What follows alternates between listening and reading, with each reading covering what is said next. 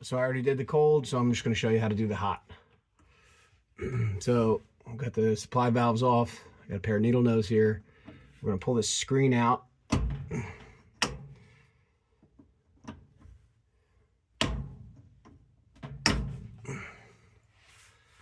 Sometimes it comes out in 2 pieces.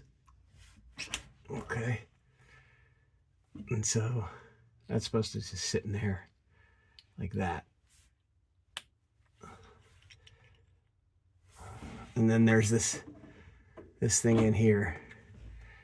You pull this out. You focused. Take the washer off of it.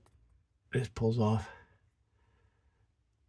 Get rid of the washer. The washer's the problem. Put this back. Push it all the way in. Put this back in.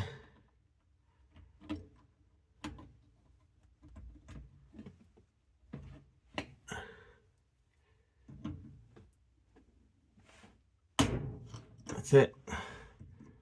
Make sure they're fully seated.